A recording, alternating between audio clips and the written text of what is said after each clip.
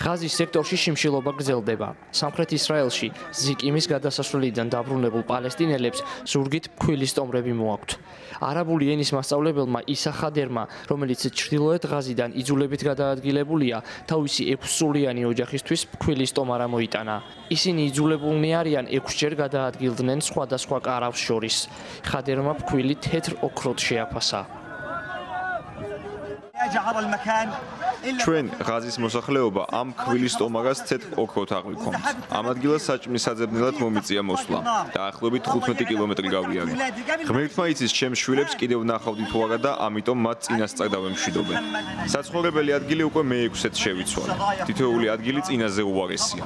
ყველგან ვიტანჯებით.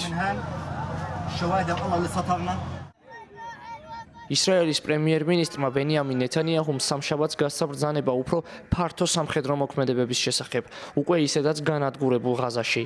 ეს ხდება მაშინაც კი, როდესაც ისრაელის არმიისა და დაზვერვის ყოფილმა უფროსებმა თითქმის 22-თვიანი ომის დასრულებისკენ მოუწოდეს. ღაზის ჯანდაცვის სამინისტრომ განაცხადა, რომ დაღუპულ პალესტინელთა რიცხვმა უკვე 61,000-ს გადააჭარბა. მაისიდან მოყოლებული ისრაელის ცეცხლის შედეგად რამდენიმე ასეული პალესტინელი დაიღუპა, როდესაც ისინი საკვების განაწილების ადგილებისაკენ მიემართებოდნენ.